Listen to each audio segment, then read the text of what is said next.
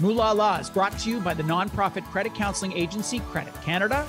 Fighting a border blunder. If you are someone with investment accounts on both sides of the Canada-US border, there can be some challenges you may face when it comes to managing your money. Shiraz Ahmed is founder of the Sartorial Wealth Team, part of Raymond James. He and his team specialize in these cross-border financial matters. He joins us from Toronto. Hello. Hello, Bruce. How are you? I'm good. What sort of circumstances would have people hold investments in both countries? So that's a great question. And it really comes down to a lot of just life. So people tend to move quite a bit over that border. So I'd say the first one is individuals or families moving on either direction over the border. Another one that happens is people inheriting wealth over the border, which unfortunately does happen more often than not. And I think we could all probably throw a stone and find someone that we know or a close loved one that is American and or Canadian if you're on the US side. So our two countries are intertwined, and I think this is just living proof of that. I used to live and work in the US, and so I still have a retirement savings account from when I lived and worked in the US, like, I don't know, 20 years ago or something. What are some of the challenges that people experience or may experience if they've got accounts in two countries? So that's a pretty loaded question. And I'd say I'd try to boil it down to kind of one major simplified statement, which is I think a lot of individuals and professionals tend to assume that the rules are the same on both sides of the border, which while we may share one of the world's largest land borders, our systems and tax situations couldn't be more different. So I think that's probably the biggest challenge that people end up facing is they just assume or they've anecdotally read something somewhere where one thing worked for one person and that's definitely going to be the case for me, or they just end up assuming that that's the rule of my current circumstance. I should be able to do the exact same thing over the border, which often is not the case. When it comes to actually managing those investments, so either directing a financial advisor in another country or using a self-directed, discount brokerage platform in a new country, are there restrictions or can you do whatever you want? There are unfortunately restrictions. So, and a lot of them is actually not so much on the individual. So people can move freely, of course, assuming they get visas and whatnot to be in whatever country that they want to be in. But the wealth management component of it is really based off of residency. So where you are physically, unfortunately, does dictate what you can and cannot do with regards to your money. So, and the onus falls primarily on the financial institution. They need to be adequately licensed to take direction from a customer where they physically reside. And unfortunately, a lot of the American institutions are not licensed to take direction from Canadian residents and vice versa. Now, here in Canada, if you withdraw money from your RRSP, they don't give you all the money that you withdraw. They hold some back. How does that work in the US?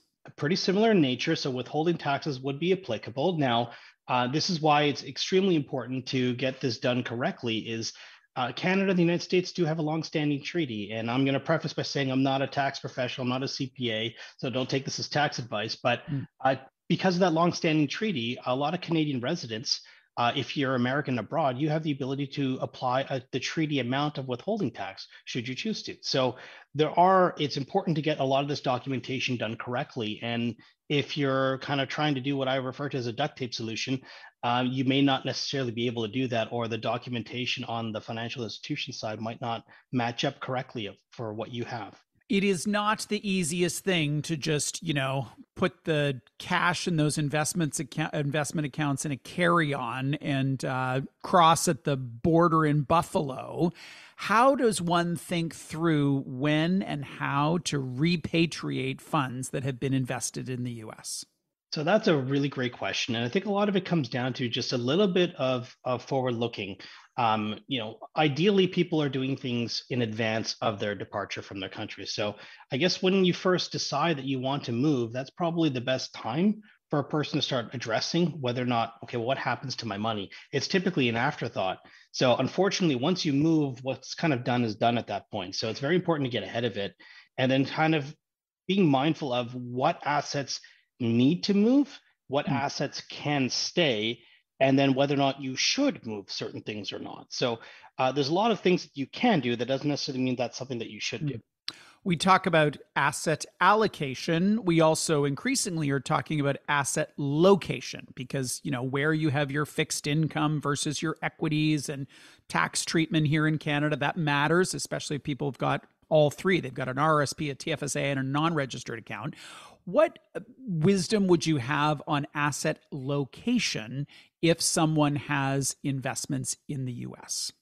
If you have assets in the United States, you want to be mindful of where you currently reside. So in this example, if you reside in Canada and you have assets south of the border, then in that case, you want to be aware of number one, from a regulation standpoint, you're legally entitled to keep a lot of your retirement accounts. You just need to be with the financial institution and advisory team that is allowed to keep you. So that's point number one.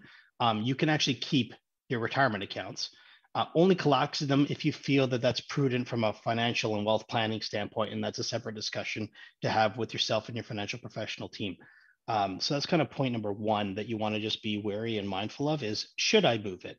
And then the other point is, do I have to move it? And I think that's another really important one. And that's where some of those duct tape solutions do end up coming into play, where, for example, non-retirement accounts, I'll use the analogy, that's like luggage and you can't fly without it.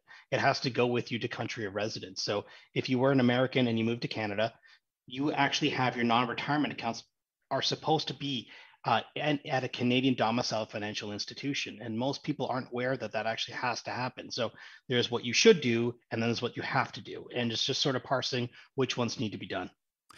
What about in terms of asset class? So if you've got retirement savings in Canada, retirement savings in the US, should your US funds be in, I don't know, a fixed income ETF, and in Canada it should be in equities? Like, how do you think about that overall asset allocation question? So it really needs to be mindful of how that fits into your overall planning. So assuming you've done a thorough financial planning, you figured out what the appropriate mix is for your risk tolerance, your time horizon, and a lot of the other variables.